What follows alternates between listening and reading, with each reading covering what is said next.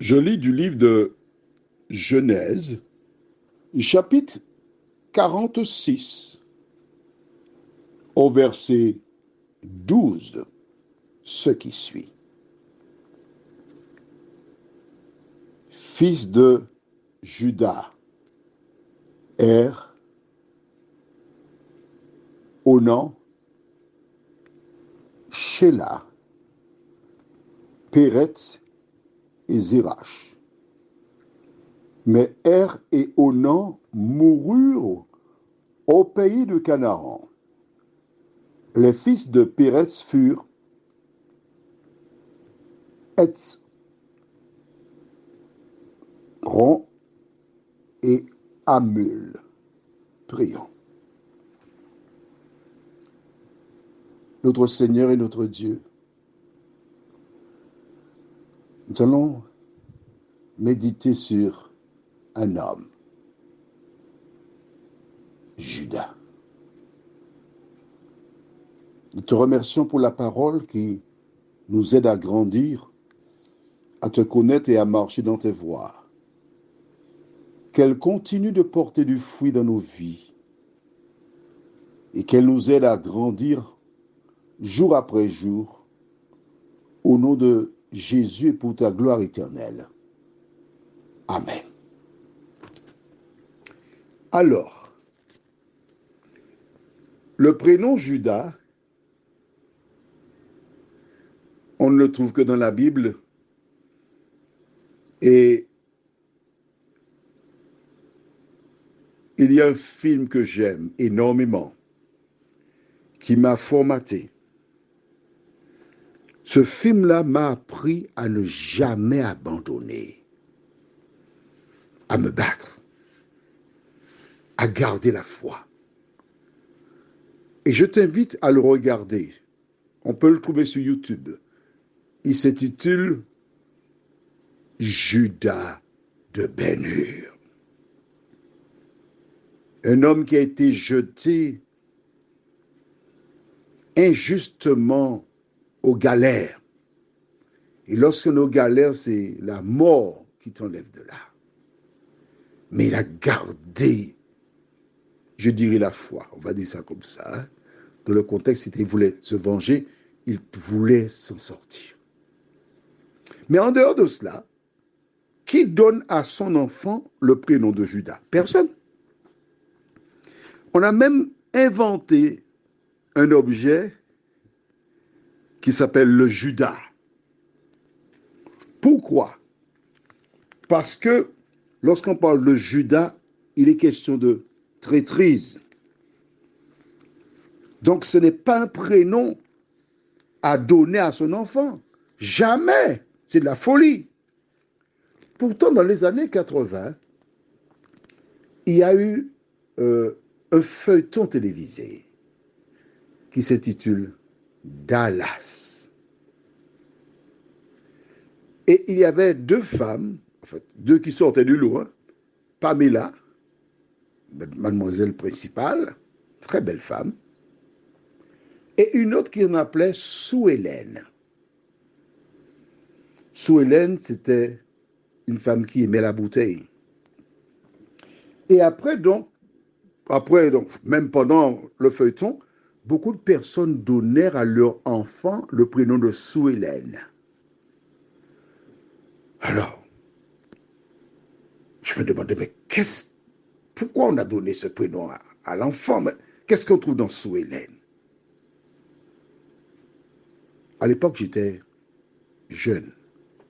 Je ne suis pas encore vieux, non? Ah, gentil, hein? Bon, je suis moins jeune qu'avant, mais je ne suis pas vieux. Et ces jours derniers, j'étais en train de réfléchir, pourquoi appeler l'enfant Sue-Hélène? Mais voici des personnes qui ont épousé la souffrance de Sue-Hélène. Son époux n'était pas gentil avec elle. Et c'est pourquoi elle s'est réfugiée partiellement, c'est une explication, hein, dans l'alcool. Et ces personnes ont fait preuve d'empathie, d'amour pour Sue-Hélène. Mais personne ne fait preuve d'empathie pour Judas. Pourquoi je t'en parle? Lorsqu'on pense à Judas, automatiquement, il y a une chose qui vient à l'esprit. Et cette chose, nous la trouvons dans le livre de Genèse, chapitre 37. Les frères ont décidé de tuer Joseph. Finalement, l'un d'eux, Reuben a dit, mais non mes frères, ne faisons pas ça, c'est notre frère. Et donc, Joseph a été jeté dans un puits. Quand soudain voit une caravane qui approche, qui se rend vers l'Égypte, ces personnes qui y vont sont des Ismaélites, descendants donc d'Ismaël. Ismaël, c'est le premier enfant d'Abraham qu'il a eu avec Agar. Et nous lisons dans Genèse chapitre 37, au verset 26 et 27. Alors Judas dit à ses frères, que gagnerons-nous à tuer notre frère et à cacher son sang? Venez, vendons-le aux Ismaélites et ne mettons pas la main sur lui, car il est notre frère, notre cher. Et ses frères l'écoutèrent. Hey, il est notre frère, hein? Ne le tuons pas, mais on peut le vendre. Hein? Mais si, on va le vendre, on aura de l'argent. On pourra faire des choses avec cet argent. Et puis on est débarrassé de Joseph. C'est tout ce que l'on retient de Judas. Mais je voudrais te dire ce soir que Judas a mal agi.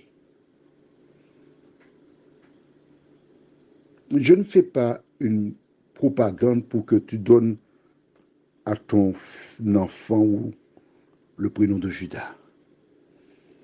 Je voudrais te dire que Judas, celui qui a vendu son frère Joseph, c'est toi. Oui, c'est toi. Toi qui te trouves face à Jésus la vérité et qui le rejette. Tu le vends. Y avais-tu pensé? Judas est comme toi, c'est un pécheur. Car la Bible déclare, nous bronchons tous de différentes manières. Nous sommes tous des Judas. Car face à la vérité, souvent il nous arrive de choisir l'autre voie. Mais je voudrais te parler de Judas. Celui qui a été racheté. Les siècles se sont écoulés. Et de la tribu de Judas sont sortis de grands hommes. Je t'invite maintenant à prendre ta Bible avec moi dans Apocalypse chapitre 5. Et nous lisons versets 1 à 5. Puis je vis dans la main droite de celui qui était assis sur le trône un livre écrit en dedans et en dehors, scellé de 7 sceaux. Et je vis un ange puissant qui criait d'une voix forte, qui est digne d'ouvrir le livre et d'en rompre les sceaux. Et personne dans le ciel, ni sur la terre, ni sous la terre, ne put ouvrir le livre, ni le regarder. Et je pleurai beaucoup de ce que personne ne fut trouvé digne d'ouvrir le livre, ni de le regarder. Et l'un des vieillards me dit, ne pleure point. Voici le lion de la tribu de Juda, le rejeton de David, a vaincu pour ouvrir le livre et ses 7 sceaux. le roi David, Salomon sont issus de la tribu de Juda.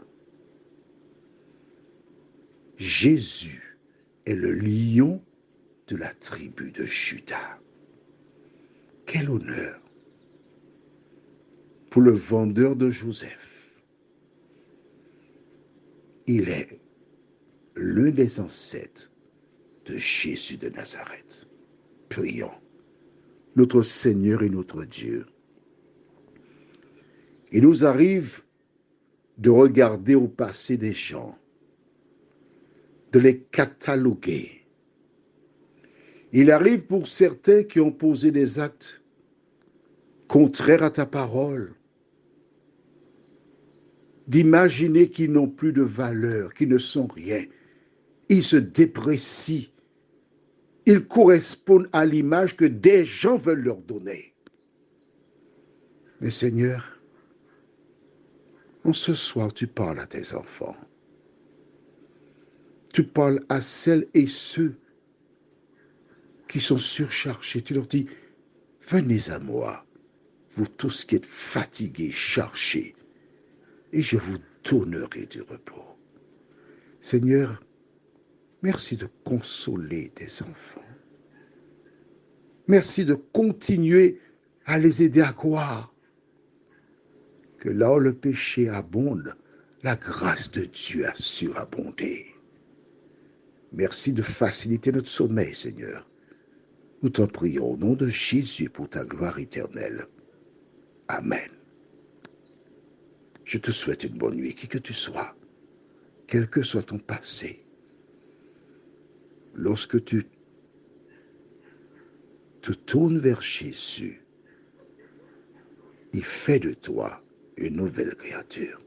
Je t'embrasse et que l'Éternel continue de te bénir.